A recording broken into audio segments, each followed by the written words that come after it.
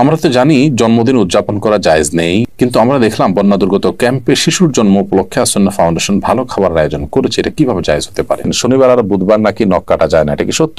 ঘুমানোর জায়গায় নামাজ পড়লে নামাজ হবে কিনা? ভাদ্র মাসে মেয়ে বিয়ে দিলে অমঙ্গল হয় বলে গ্রামাঞ্চলে শোনা যায়, এটা কি সঠিক? আমাদের এলাকায় কিছু মানুষ বলে কবরে মাটি দিলে তিনি 3 মুষ্টি দিতে হবে, এর কম দেওয়া যাবে না, এটা কি ঠিক? 4 রাকাত নামাজ ভুলে 3 রাকাত পড়ে সালাম ফিরিয়ে ফেললে করণীয় কি? কোন মহিলা অন্তঃসত্ত্বা থাকা অবস্থায় তার কোনো আত্মীয় মারা গেলে তাকে দেখতে দেওয়া হয় না, এতে নাকি মৃত ব্যক্তির কষ্ট হয়। আসলে কি অন্তঃসত্ত্বা অবস্থায় মৃত ব্যক্তিকে দেখার পরে নিষেধাজ্ঞা আছে? জোহরের সুন্নতের 3য় রাকাতে থাকা অবস্থায় জামাত শুরু হয়ে গেলে করণীয় কি? চলুন তাহলে আর বিলম্ব না করে আমরা প্রশ্নোত্তর আলোকিত প্রবেশ করি। আমাতুল্লাহ আফরোজ আপনি লিখেছেন শনিবার আর বুধবার নাকি নখ কাটা যায় না, এটা কি সত্য? নখ কাটার নির্দিষ্ট কোনো দিনক্ষণ নাই যে এই সময় নখ কাটতে হবে বা এই সময় নখ কাটা যাবে না। সারা সপ্তাহের যে কোনো সময় যে কোনো দিন রাতে দিনে আপনি নখ কাটতে পারবেন। শুক্রবার নখ কাটাকে কেউ কেউ মুস্তাহাব বলেছেন, কোন কোন সালাফের আমল রয়েছে। এর বাইরে আসলে এটাকে সুন্নাহ বা ওই দিনই কাটতে হবে এমন কোনো বাধ্যবাধকতা নেই, আর নিষেধাজ্ঞা তো কোনো দিনের জন্যই নাই। বিদায় শনিবার বুধবারে নখ কাটা যাবে না মর্মে কথা যদি কেউ বলে থাকেন, সেটি নিছকই কুসংস্কার এবং দলিলবিহীন একটি কথা। এমনি আমজাদ হোসেন আপনি লিখেছেন ঘুমানোর জায়গায় নামাজ পড়লে নামাজ হবে কিনা? যে জায়গাটা আপনি ঘুমিয়ে থাকেন বা শুয়ে থাকেন বা যেটা আপনার শোবার ঘর, শোয়ার জায়গা, সেখানে নামাজ পড়েছেন, যদি পবিত্র হয়, পাক হয়, নামাজ হয়ে যাবে, কোনো অসুবিধা নেই। তবে নামাজের যাতে মনোযোগ থাকে সেরকম জায়গা থাকা উচিত। ধরুন সেখানে ঘুমানোর জায়গা, সেখানে হয়তো কালারফুল নানা বিছানা টিছানা আছে, সেটা আপনার মনোযোগ নষ্ট হতে পারে, এরকম হলে সেখানে বিছানা বিছিয়ে নিবেন, জানামাজ বিছিয়ে নিবেন বা এমন কিছু বিছিয়ে নিবেন যে আপনার মনোযোগকে নষ্ট না করে। এমডি মুস্তাফিজুর রহমান লিখেছেন তেলাওয়াতের সেজদার বিধান কি? যদি সেজদা না করা হয় তাহলে কি গুনাহ হবে? ভাই মুস্তাফিজুর রহমান, তেলাওয়াতের সেজদা দেওয়া ওয়াজিব। আপনি কোরআন কারীমের সেজদার যে আয়াতগুলোতে সেজদা বিষয়ক নির্দেশনা রয়েছে এবং তার পাশে সেজদা লেখা আছে, এগুলো তেলাওয়াত করলে আপনাকে সেজদা দিতে হবে। আর সেজদা যদি আপনি না করেন, যেহেতু ওয়াজিব, অতএব ওয়াজিব তরকের গুনাহ হবে। জান্নাতুল ফেরদাউস লিখেছেন কোন মহিলা অন্তঃসত্ত্বা থাকা অবস্থায় তার কোনো আত্মীয় মারা গেলে তাকে দেখতে দেওয়া হয় না, এতে নাকি মৃত ব্যক্তির কষ্ট হয়। আসলে কি অন্তঃসত্ত্বা অবস্থায় মৃত ব্যক্তিকে দেখার পরে নিষেধাজ্ঞা আছে? সম্পূর্ণ ভিত্তিহীন এবং কুসংস্কারাচ্ছন্ন কথা। অন্তঃসত্ত্বা থাকা অবস্থায় অনেকগুলো কুসংস্কারের কথা আমরা জানি। এটা কাটা যায় না, সেটা কাটা যায় না, তারপরে চন্দ্রগ্রহণ হলে বাহির হওয়া যায় না, তারপর এই যে আরেকটা নতুন করে শুনলাম যে কোনো আত্মীয় মারা গেলে তাকে দেখা যায় না। একেবারেই ভিত্তিহীন কথা। আপনি যাদেরকে জীবদ্দশা দেখতে পারতেন, মৃত্যুর পর তাদেরকে দেখতে পারবেন। ধরুন আপনার শ্বশুর মারা গেছে, তো আপনি তাকে দেখতে পারবেন, যার সাথে আপনার দেখা দেওয়া যায় তাকে আপনি দেখতে পারবেন। অন্তঃসত্ত্বা হওয়া বা না হওয়ার কোনো সম্পর্ক এর সাথে বা এর কারণে কোনো পার্থক্য বিধানের ক্ষেত্রে হবে না। এমনি দেলোয়ার হোসেন লিখেছেন আমি গরু পালন করি, অনেক সময় গরুর প্রস্রাবের ছিটা কাপড়ে লাগে, এই কাপড় পরে নামাজ পড়া যাবে কি না? ভাই দেলোয়ার হোসেন, আপনি যে গরু লালন পালন করেন, এই গরু লালন পালন করতে গিয়ে যদি ছিটা পড়ে, সেই ছিটা যদি শুয়ের আগার সমপরিমাণ হয়, এরকম ক্ষুদ্র ক্ষুদ্র ছিটা যদি পড়ে 2-4টা, কোনো অসুবিধা নেই, এতে অসুবিধা হবে না। কিন্তু যদি অনেক বেশি পেশাব লাগে, ছিটা নয় বরং ফোঁটা পড়ে, অনেক ফোঁটা পড়ে, তাহলে সেক্ষেত্রে সেই কাপড় আপনাকে পরিবর্তন করে বা কাপড়ের সেই জায়গাটা ধুয়ে, যেখানে লেগেছে ধুয়ে আপনাকে নামাজ পড়তে হবে। আমাদের এলাকায় কিছু মানুষ বলে কবরে মাটি দিলে তিনি 3 মুষ্টি দিতে হবে, এর কম দেওয়া যাবে না, এটা কি ঠিক? না, এরকম কোনো বাধ্যবাধকতা নেই যে কবরে মাটি 3 মুষ্টির কম দেওয়া যাবে না, দিলে কোনো হবে এমন কোনো কথা নেই। কবরে মাটি আপনি 3 মুষ্টি, 5 মুষ্টি, 7 মুষ্টি, 6 মুষ্টি, যা খুশি দিতে পারেন। এমনকি মুষ্টিতে দিতেই হবে এমন কোনো বাধ্যবাধকতাও নেই। আপনি কোদাল দিয়ে দিতে পারেন, অন্য কোনো ভাবে দিতে পারেন।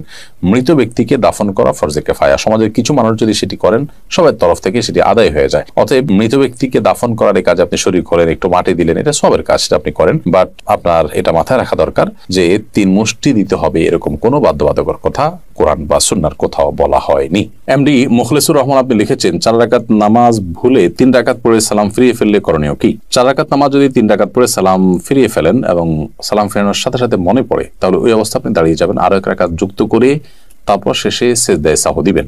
ইনশাআল্লাহ তাতে আপনার সালাত আদায় হয়ে যাবে। যদি সালাম ফেরানোর পর কথাবার্তা বলেছেন, উঠা বসা করেছেন বা সালাত ভঙ্গকারী কোনো কিছু হয়েছে, হাঁটাচলা করেছেন, এরপরে আপনার মনে পড়েছে, তাহলে ওই সালাত পুনরায় আপনাকে আদায় করতে হবে। অর্থাৎ হাঁটাচলা করেছেন, উঠা বসা করেছেন, কথাবার্তা বলেছেন, এরপর আবার 1 রাকাত প্লাস করে সিজদায়ে সাহু দিলে কিন্তু আর হবে না। 4 রাকাত সালাতকে 3 রাকাত আদায় করেছেন, করে সালাম ফেরানোর সাথে সাথে মনে পড়লো বা সালাম ফিরিয়েছেন, কোনো সালাত ভঙ্গকারী আর কোনো কাজ করেননি, মনে পড়েছে, তাহলে তৎক্ষণাৎ তার সাথে আরো 1টি রাকাত যুক্ত করে সিজদায়ে সাহু দিবেন, সালাত হয়ে যাবে ইনশাআল্লাহ তাআলা।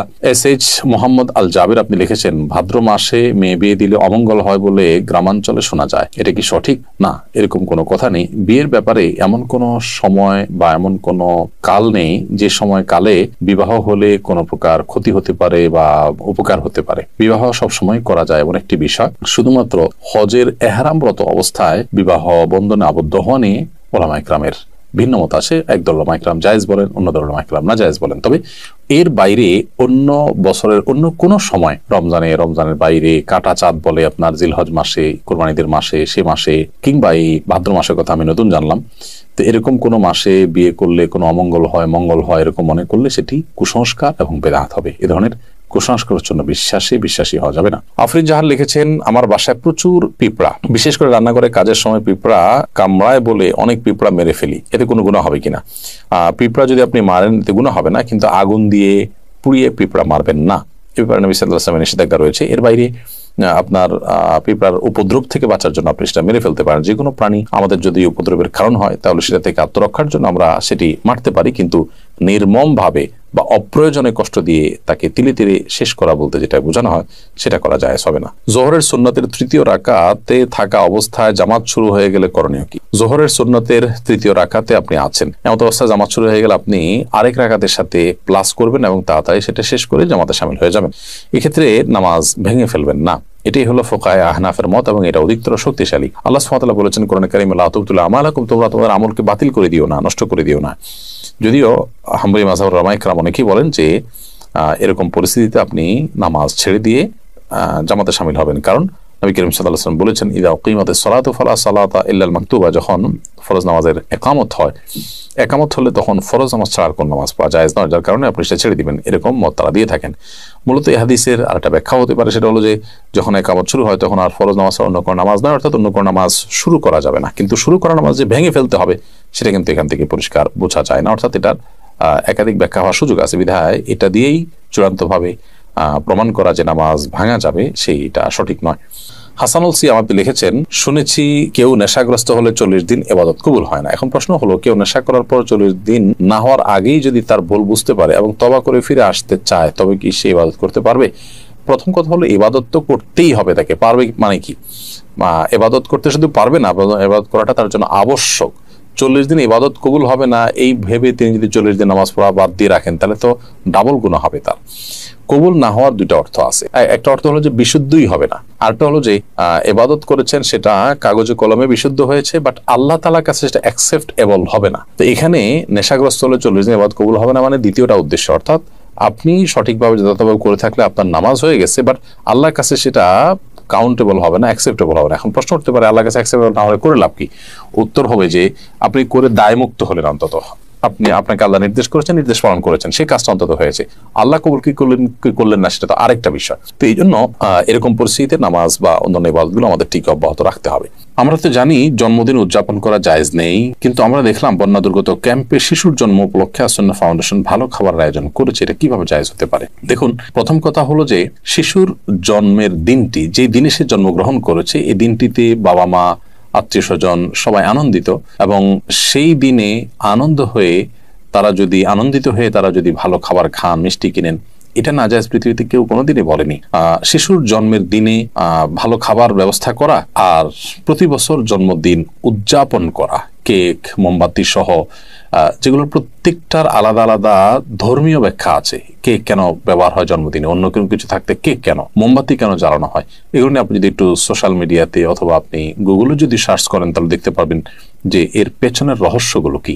অতএব ওই জিনিসগুলো একটা, আর জন্ম হয়েছে শিশুর, সে উপলক্ষে ওই দিনে মিষ্টি খেলেন, ভালো রান্না করলেন, যে কোনো আনন্দের ঘটনাকে কেন্দ্র করেই তো আমরা ভালো কিছু খাই, সেটাকে পৃথিবীর কোনো আলেম মানে নাজায়েজ বলেননি। দুটিকে যদি আমরা গুলিয়ে ফেলি তাহলে তো ভুল হবে, এবং সেই সাথে এটাকে কেউ ইবাদত শরিয়ার কাজও মনে করছে না। দুইটা জিনিস এখানে। জন্ম দিবস উদযাপন যেটি বছর বছর হয়ে থাকে, সেখানে যে সমস্ত আইটেমের প্রয়োজন হয় সেগুলো অগ্নি পূজকদের বিভিন্ন বিশ্বাস থেকে এসেছে, তাদের কৃষ্টি বা কালচার। আর যে কোনো আনন্দের বা যে কোনো সুখের কোনো ঘটনা আসলে তখন খুশি হয়ে নিজেরা ভালো কিছু খাওয়া বা খাওয়ানো, সেটাকে পৃথিবীতে কেউ নাজায়েজ বলেনি, এবং দুটি কখনো এক জিনিস নয়। এই পার্থক্যটা আমাদের করতে হবে। আমরা অনেক সময় এই বিষয়গুলোকে গুলিয়ে ফেলি। অ্যাক্সিডেন্টের কারণে আমার পায়ে প্লাস্টার লাগানো হয়েছে, এটা ভেজানো যাবে না, এমত অবস্থায় গোসল ফরজ হলে কি করব? অ্যাক্সিডেন্টের কারণে আপনার পায়ে যে প্লাস্টার লাগানো হয়েছে, পায়ে বা হাতে, সেই প্লাস্টার যদি ভেজানো না যায় পানিতে, তাহলে ওখানে প্লাস্টিক দিয়ে বিভিন্নভাবে পেঁচিয়ে তারপর আপনি গোসল করবেন। আর যদি সেখানে প্লাস্টিক দিয়ে পেঁচিয়ে গোসল করলেও পানি লেগে যাওয়ার আশঙ্কা থাকে, তাহলে কোনোভাবে পাও কোনো কিছুতে রেখে উঁচুতে, কোনো একটা মোড়াতে বা কিছুতে রেখে এরপর আপনি আলতো করে পানি দিয়ে বাকি শরীর ধোবেন এবং সেই ব্যান্ডেজের জায়গাটা বা প্লাস্টারের জায়গাটা ভিজা হাত দিয়ে উপর দিয়ে আপনি মুছে নেবেন। ব্যাস, তাতে ইনশাআল্লাহ আপনার গোসল হয়ে যাবে। একইভাবে আপনি উযুও করবেন।